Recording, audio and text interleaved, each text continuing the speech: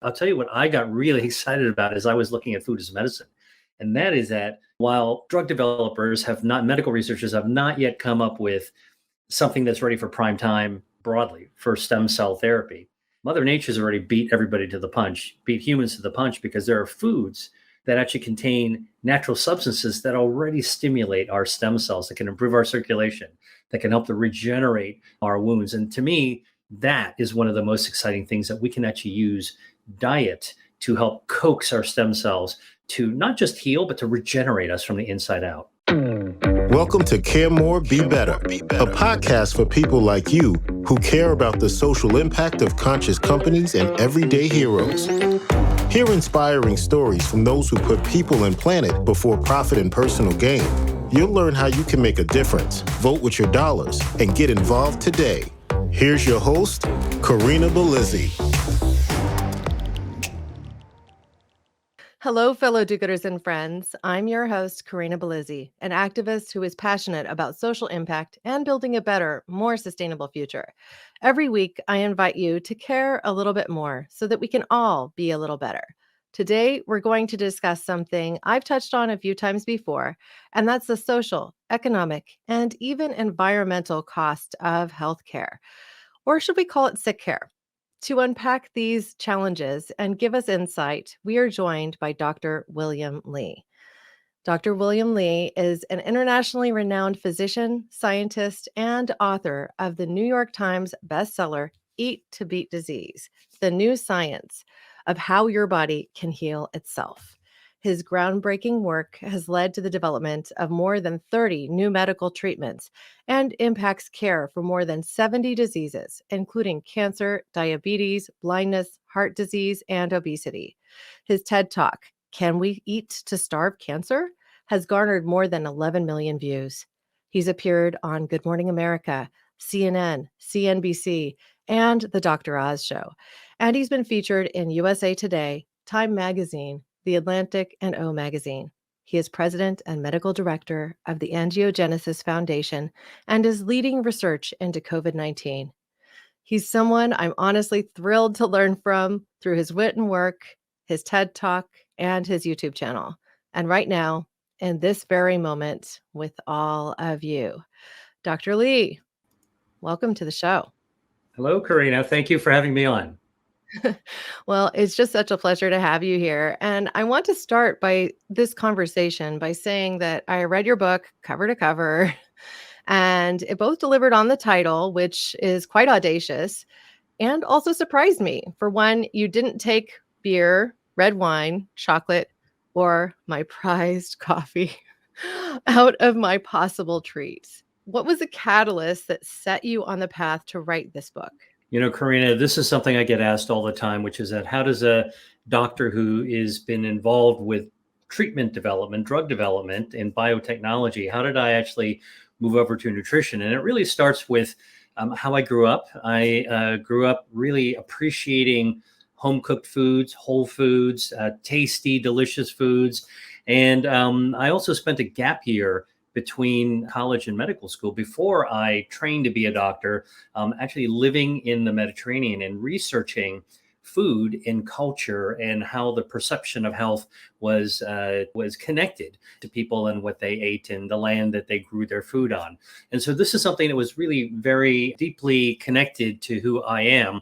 When I went to medical school, of course, I learned 4,000 years worth of medical science packed down into 4 years, and then learned how to write prescriptions, and actually became so inspired by the diseases that we could not actually conquer that I got involved with very sophisticated drug development. So through a field called angiogenesis, which is how the body grows blood vessels, I embarked on looking at common denominators for disease, with the idea that if you could actually find a common denominator of disease and of health, you could pull the bow back and send a single arrow through multiple problems at the same time. So this approach, actually, which I've done through the Angiogenesis Foundation, has been enormously successful. We've actually come up with 42 new FDA-approved treatments for cancer and complications, diabetes, even blindness. But I realized at the sort of in the midst of all this that we were missing the biggest opportunity of them all, which is to prevent disease in the first place. And for people who are sick, I know as a doctor that, my patients always ask me, how bad is it? How long do I have? What do I need to take? And then the fourth questions everybody always asked me was, well, what do I need to eat? And I was never taught that in medical school, and I thought that was wrong. So it led me back to really ask, can we study food, nutrition, using the same science that we have used for drug development, for developing medicines? And so food as medicine is something that I actually, I not only talk the talk, I've been walking the walk on this. And that led me to realize that honestly, when it comes to food and health, it's not about kale or celery juice or, whatever trend or fad is out there, but it's really not just about the food. It's about how our body responds to what we put inside it. And if you put something bad inside your body, you're going to destroy your health. If you put something good inside your body, you're going to activate your health. And that's really what I focus on, is how do we actually activate the health defenses that are hardwired inside our body?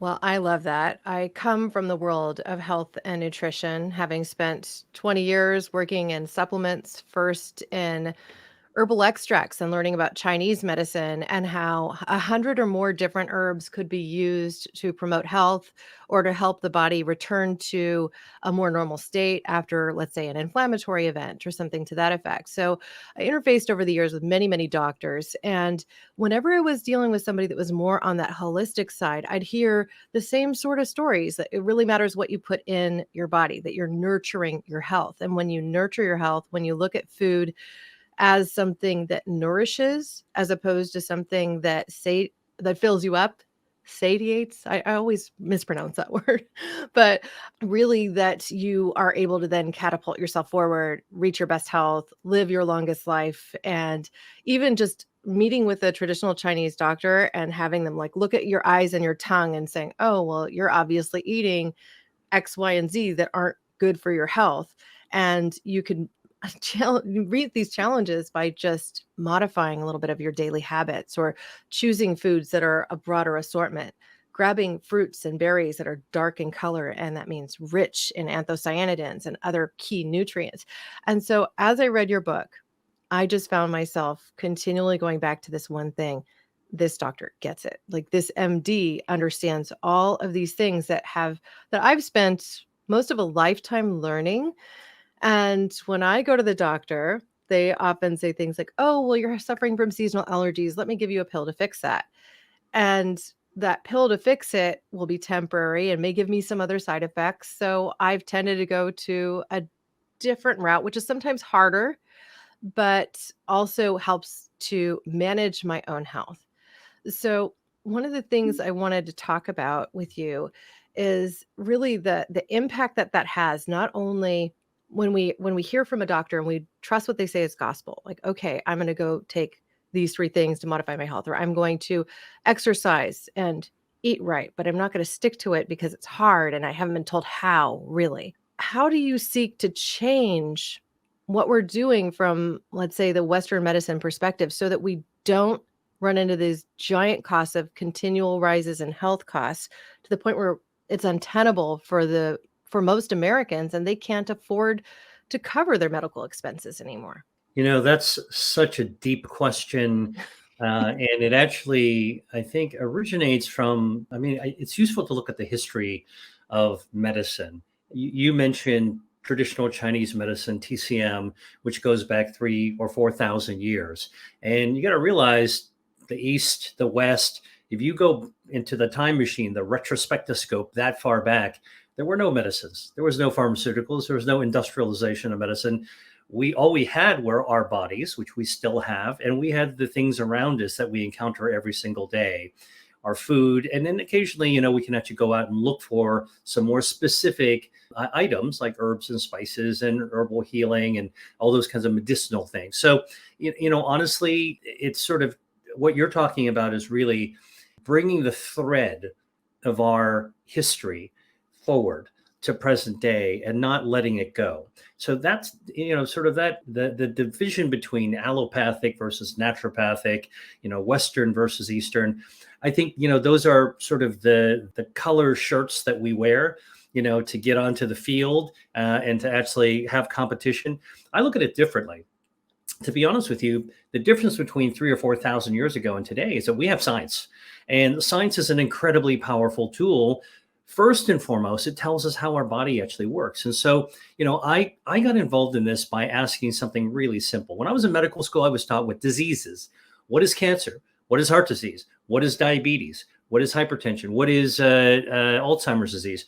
All those things have book answers that you can memorize. And of course, in medical school, we're taught to take something off the shelf, write a prescription, and learn how to manage a disease, which is just chasing disease with drugs. On the other hand, I started to ask the question when I was in medical, starting from the beginning of medical school, I asked a slightly different question, which is, what is health? If I can define a disease, but what is actually health? And the answer I gave myself for many years was, well, health is just the absence of disease. If I'm not sick, I'm well, right? Well, actually, that can't be true. And it's a very frustrating answer because you can't do anything about something that's the absence of another thing. So what I started to do is to use the work I had done in doing cancer research and trying to figure out how do we regenerate our body with regenerative therapies and medicine to say, actually, health isn't just the absence of disease. It's in fact the result of a lot of hard work that our body's health defense systems are doing on our behalf every single day, from the day we are born until our very last breath. And these health defense systems are ones that were formed in our bodies, along with our organs, along with our heart and our brain, our lungs and our nose and our earlobes. They were formed at the same time. And frankly, they are what's responsible for the fact that we're not sick more often. So the question isn't so much, why did I get cancer, for example? A bigger question is, why don't we get cancer more often? And the answer to that is that our body is actually hardwired to be able to defend us against diseases, invaders from both the outside world and also the inside world, inside our body. And the foods that we eat can actually elevate, activate, boost our health defenses. Or if we eat the wrong things, they can take down those health defenses, beat them down, which then makes us more vulnerable to disease. And so now all of a sudden there's an operational definition to health that is so useful in thinking about how to integrate what we've always known for thousands of years. Generations ago, there was this intuitive recognition that our bodies kind of know what to do if we prompt it the right way. And now we've got science to pull it right to the cutting edge of today. Well, I couldn't have said that any better or hoped for a better response. I mean, I'm in a situation here where I look at our rising healthcare costs. The standard American, if you average out cost of healthcare from the entire populace, we've spent $3.6 trillion on healthcare in 2018. Now, that's before the pandemic. I don't have current data. I think people are still scrubbing those numbers, but we're talking about an average of $11,172 per person. That's a huge number. And ultimately, most people, if you were to ask them, do you have $1,000 a month to spend on healthcare? They're going to tell you no. So I wonder what your thoughts are about how we can seek to control that. And perhaps it's through implementing some of the basics of your book and getting to this kind of 5x5x5 framework that you detail throughout it, which puts control of our health a little bit more back in our hands. But I also have heard from many people, oh, well, I don't live near a health food store, or most of the grocery stores that are near me don't have half the foods that might even be mentioned in this book. How do I do it? And so I was hoping that you could talk a little bit about that and what changes you might recommend for somebody who's living in one of those so-called food deserts. Yeah, so let's take that apart piece by piece. First of all, the escalating costs of healthcare. I'm a trained medical doctor. I have a medical practice. I can tell you, I know just how costly it is to really try to help somebody manage a disease, wrangle with a disease, try to cure a disease once the horse has come out of the barn. Okay, and essentially just literally using that analogy, if you're chasing this wild Mustang that has raced out of the barn, it's going to take a lot of energy to run after it, to catch it, try to calm it down, and then to hopefully lead it back into the barn. most cases, these runaway chronic diseases that we're talking about that are so expensive, cardiovascular disease, number one killer, cancer, pulmonary diseases, diseases of metabolism like diabetes and obesity. These are expensive diseases, conditions, and most of them have no cure. So essentially, once you are dealing with that problem, you're continuously throwing resources at it. It's not helpful to the patient. They don't get a relief from it. You just keep on going. And the healthcare system has to keep on chasing it. So it really is sort of like this infinite loop that, or circling the drain that we're actually doing when, if you can't prevent your disease. Now, there is a recognition now, I think, even among hardcore traditional physicians, that the body is capable of actually reversing diseases. For example, we know that if you allow your immune system to work at full steam, sometimes with a little bit of helping from an oncologist, for example, using immune therapies, which takes full advantage of your own immune system, you can take cancer that's spread everywhere and you can reverse it and clear the body of all signs of cancer. Do we even call that cure? Actually, not really cure, because that's the wrong term. We've reset the body back to its baseline, where cancer actually has been kind of put back to the genie's back in the bottle. So think about using your own immune system to erase cancer like a dry erase board. That's what our own body is able to do with one of our health defenses. So our immune system is one of our health defenses. Our circulation is another one of our health defenses. We all know cardiovascular disease is extremely costly and it compromises the quality of life. Blockages of our arteries, we blame on red meat and unhealthy fats and lack of exercise, and genetics. And so much of energy in the healthcare system has been, can we do diagnostics and then put a stent in? Can we actually do surgical bypass? Look, all those things can be helpful, but they don't actually put the genie back in the bottle. And researchers have, over the last 30 or 40 years, have actually been able to identify, you can take those blockages and you can unblock it, undo damage in the body using the body's own defenses. You can actually ramp up your metabolism and open up those blockages. You can grow more circulation where the circulation isn't flowing adequately for your heart or your brain. You can even regenerate parts of your organs. And diet is the easiest way to be able to do this. And so this is where the science is taking us. How do we actually understand the processes that go from healthy to sick, normal function to abnormal function?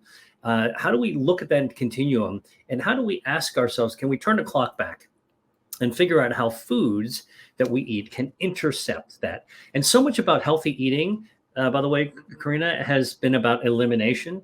Don't do this, don't do that. It's judgmental. Foods are cast as villainous or evil, and then you whip it onto, they put that label, you throw that cloak of that label onto the manufacturers. I have a different point of view. My point of view goes, back into sort of this ancient wisdom idea.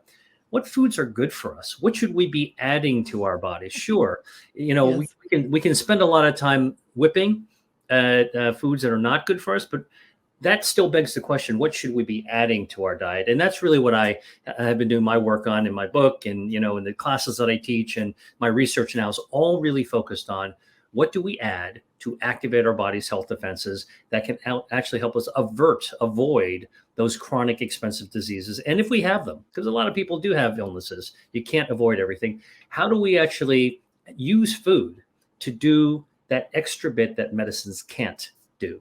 Right. Well, in your interview with Dr. Mike Hyman a little bit ago, you talked about this personalization of nutrition and healthcare and how we maybe even getting to a space where you're able to create even medical treatments that will be very personalized to the individual so that they can get back to their best health. Now, I imagine these things are expensive to develop, but you've also been involved in creating a new way to guide stem cells where they're needed in the body, with which I just think is amazing. I've read a bit of the research and they've been doing quite a bit even in the equine space. I have a horse, so he had an injury and I was looking at things that I might do to support that injury, particularly in an area where they don't have a lot of circulation, which the lay public isn't going to know this, but any horse fanatic might. They don't get a lot of circulation in their legs, which is surprising to us because we're humans and we stand up and we think, oh, well, our heart's here, so the blood goes down. But because of the shape of their body and how their blood vessels are, if they get a leg injury, often it's debilitating for a long, long time. So they've been doing research about how you can take stem cells and help to heal an area, because that time to heal has everything to do with if they develop other issues later on. So can you tell us a little bit about this? I just love to know more. Yeah, well, look, I started my work looking at an area called regenerative medicine. And by regenerative medicine, actually, again, kind of goes back to something we probably all grew up with when we were in kindergarten. Our teachers told us starfish can regenerate, salamanders can regenerate, and those were amazing, but people can't regenerate, right? Well, actually, that's what we thought for a long time. But that chapter has been torn out of that textbook and just thrown out the window, and a new one's being written. We do know that humans and animals, like horses, have the capacity of regeneration. In fact, we do regenerate a little bit every day, and that we regenerate from the inside out using our stem cells. And the stem cells that you're referring to, looking at the equine world for things like foundering and other kind of conditions, are like for humans, this idea, can we take some stem cells and inject them to really help the tissue, the body, the limb recover, or the heart or the brain recover a little bit. And it's quite amazing what you can actually do with that. I'll talk about that in 1 second. But I want to talk a little bit about, to make it seem more down to earth for everyone. Look, our bodies are all formed of stem cells. We are stem cells.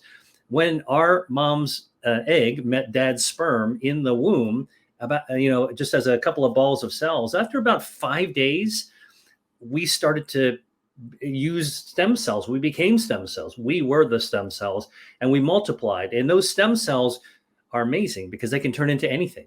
And they turn into the heart, the lung, the liver, the eyeball, the tongue, the big toe. And over the course of 9 months, our stem cells actually became us. Now, when we were born, we didn't use all the stem cells that were available to us, right? So this is like painting a room. If you're going to do a project and paint a room, what are you going to do? You're going to buy paint, but you're not going to buy just the right amount of paint. You're probably going to get an extra can or two, because there's nothing worse than running out of the paint. Same thing when we were forming our bodies. When we were born, we had extra stem cells lying around. How many? This has been counted. We've got 750 million extra stem cells that weren't used when we were born. Okay, this is by C-section or by vaginal delivery. And then what did our body do? Like, Mother Nature is so clever. Those extra stem cells got packed away. They got packed away in our bone marrow. They got packed away in our fat, actually. Because think about, although most people regret their body weight when they look in the mirror after stepping out of the shower, everyone looks at that cute, chubby baby and says how wonderful, how pudgy and wonderfully chubby the baby is, right? Okay, so that stem cells packed in that fat. In fact, 5% of all cells in fat actually are made out of immune cells that also continue to communicate and build our immune responses and our metabolism as well. Okay, so what we've actually been able to do is appreciate that if you can remove these stem cells, either from an umbilical cord, so this is stem cell harvesting at birth, get cord blood, right? Okay, that some people do that. You can actually get stem cells from liposuction. So people are actually, it's kind of a crazy thing I've been involved with. You can actually, there's researchers that are able to do liposuction on people who have some extra body fat, take that fat out. Remember, I told you fat actually has a lot of fat cells in it, stem cells in it. Yeah, because we have to be good at growing new fat to survive the hard winter, right? That's right. And those stem cells actually are embedded in the fat. So what you do, you pour a little bit of enzyme in there, you separate all the fat, and you spin that stuff down. The fat floats to the top, and the stem cells go to the bottom. You pour out the fat. Okay. And then you just actually take what's left in those stem cells. You can actually, a plastic surgeon can hand those cells to a cardiologist who can inject them into your heart, or a veterinarian who could actually inject them into a leg. Okay. Now, my mind is blown. Now, what we do know is that from lab research and from clinical trials, you can actually regenerate parts of the body. I was just reviewing a incredible study. This is a first in human study using a person who had a terrible accident and got completely paralyzed from a cervical injury. So that's a very high up injury to the neck that severs the spinal cord. Couldn't move arms or legs, wheelchair bound, shriveling up, atrophying. And they got an injection of their own stem cells taken from liposuction from their own fat. And over the course of the year, they were able to get up and walk again.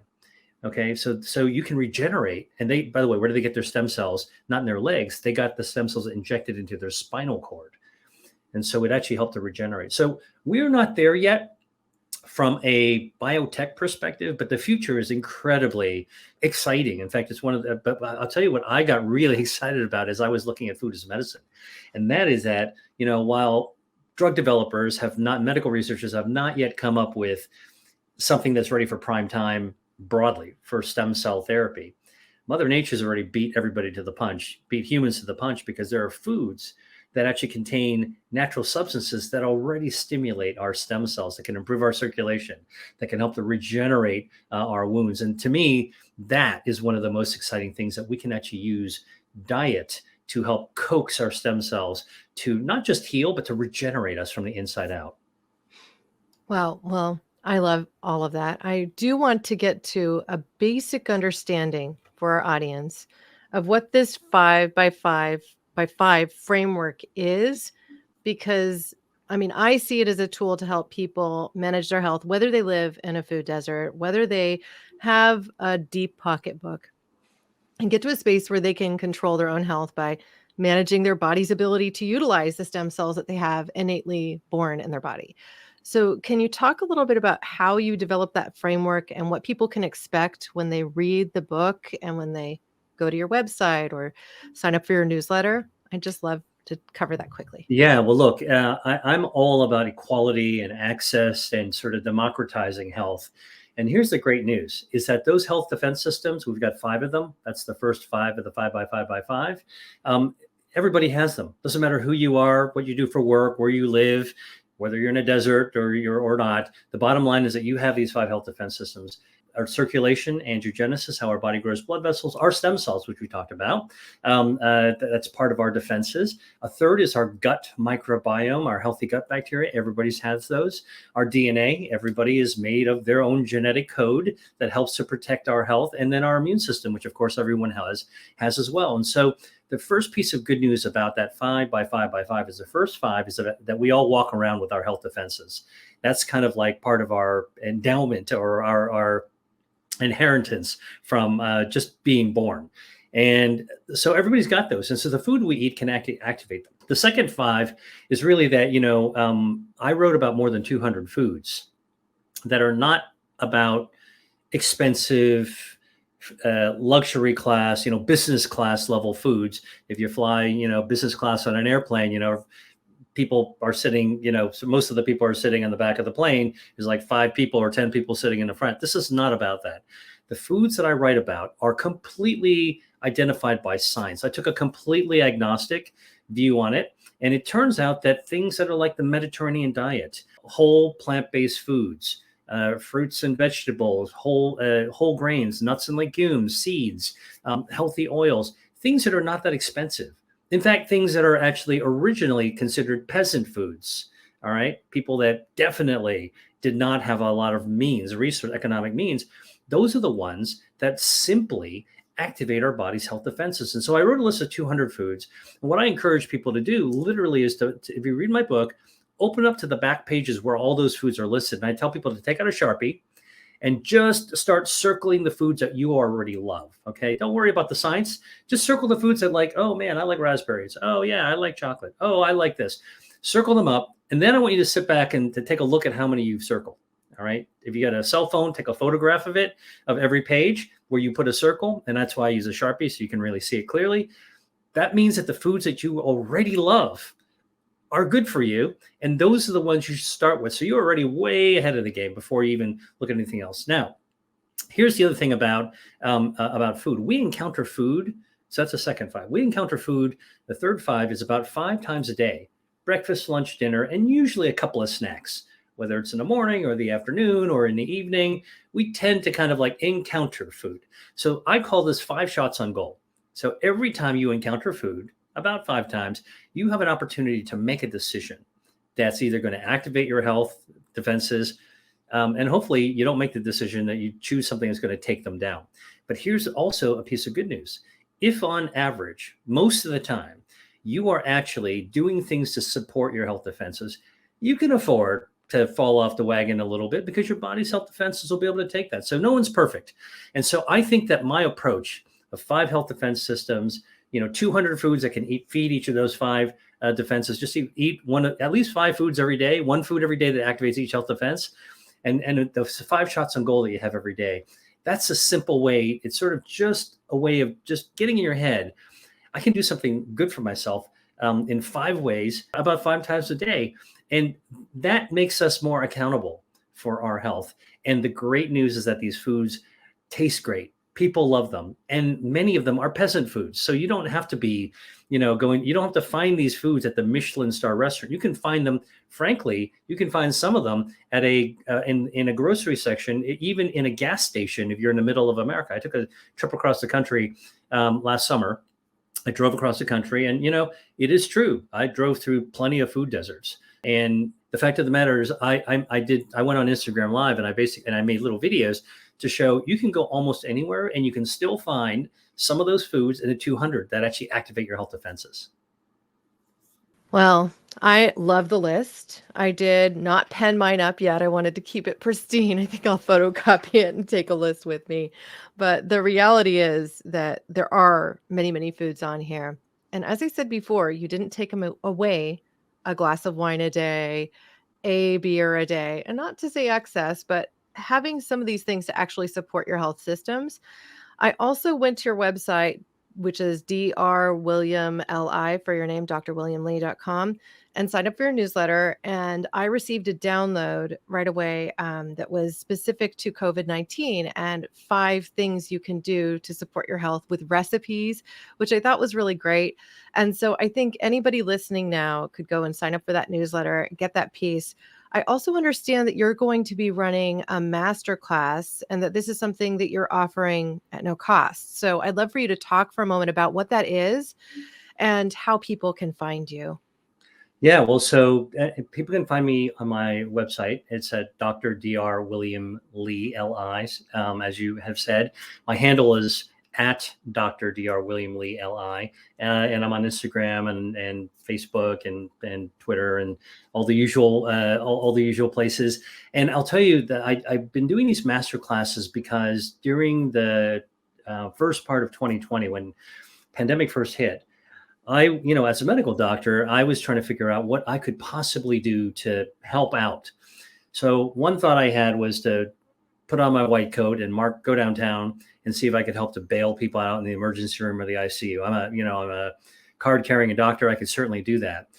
But then I realized that, we actually know almost nothing about this disease. Research still needs to happen. So I put on my research hat and I started to dive into doing research on the coronavirus. Not an area that I ever thought I would actually be involved with, but it was fascinating. Within the first 60 days, we made a big discovery that that in COVID, your blood vessels are affected, and that actually is my wheelhouse. And so all of a sudden, I got sucked into the center of the whole research area.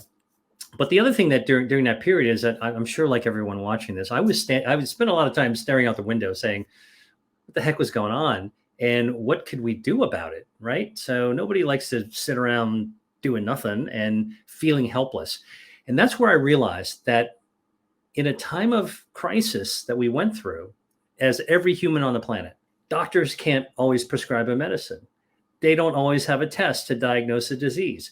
Hospitals can't always help you or save you. And in fact, during that period, people wanted to stay away from doctors. In fact, doctors wanted patients to stay away from their clinics, and hospitals couldn't do very much, and they were overwhelmed. And that's when it became crystal clear to me that something that we could all do was, and we had to do, was to make a decision to eat every single day. We had to eat our meals. We had to have breakfast, lunch, dinner, and a couple of snacks. We all ran out into the grocery store and brought stuff back, and we filled up our pantries. And I realized this was the moment, if there was ever a moment, to know that the decisions that we make, the empowerment that we have from knowing which foods can activate our health defenses to protect us, including our immune system. There were no vaccines at the beginning. That was the single biggest advantage that we could actually have against an unknown.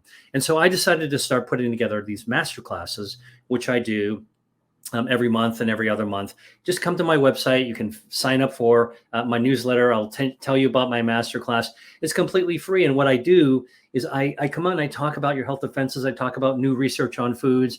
I talk about new discoveries, research on food that can be helpful. And I try to focus on clinical research. Research involves humans, not mice, and not things that happen in the test tubes. I talk about what we're learning about people and why it actually works. There is no reason that kind of research should stay on the bookshelf or in a library or only among the research community. That kind of information needs to be heard by people. And that's why I started to do these masterclasses. I encourage everyone to sign up.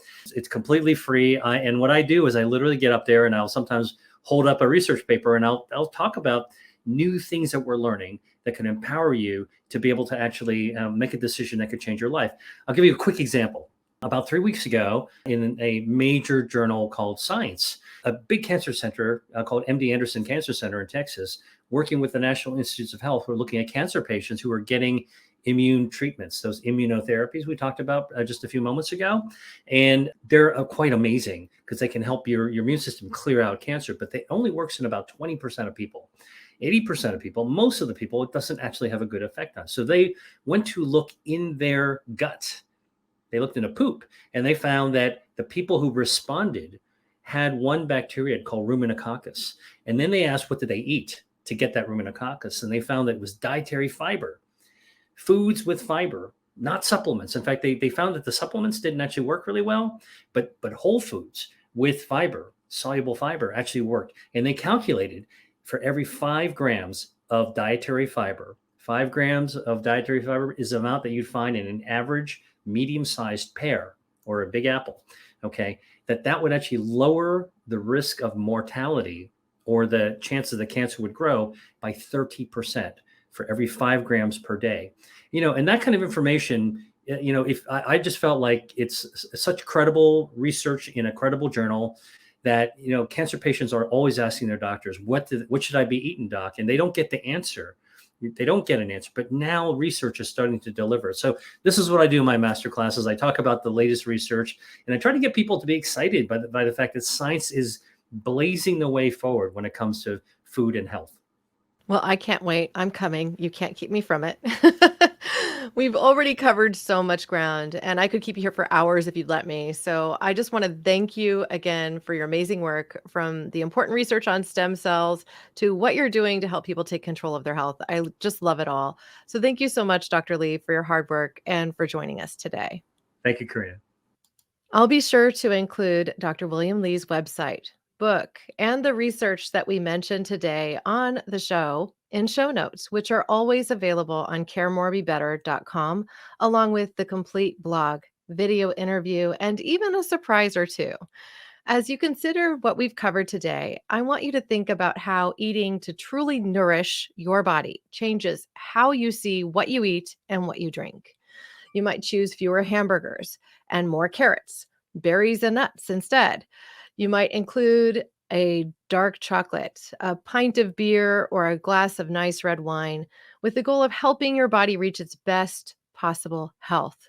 And if you're ready to get activistic about foods and learn more about what you can do to improve access in your area, I encourage you to do a little research. You might even go to my episode with Ethan Welty on falling fruit and log some fruit trees in your neighborhood. Heck, organize a party to go and pick that fruit that would otherwise fall to the ground and share it with the friends and family around you. Look at farmers markets. Consider harvesting fruit. You'll likely support that activistic strike within yourself. And if you want to know how to organize, you can always sign up for my newsletter, caremorebebetter.com, and you'll receive a 5-step guide to help unleash your inner activist. So what did we talk about today? 5 by 5 by 5 framework, and now 5 ways to unleash your inner activist. I'd also encourage you to go to drwilliamlee.com and sign up for his newsletter. Join me and him, and I'm sure an onslaught of many more people in his masterclass. I look forward to staying connected. Thank you, listeners, now and always, for being a part of this pod and this community, because together we really can do so much more. We can care more, and we can be better. We can even reach our optimal health just by making a few small changes. Thank you.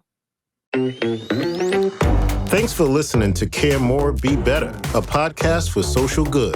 To make sure you never miss an episode, subscribe, rate, and review wherever you listen to podcasts, and share with your friends to help us reach more people and spread more social good.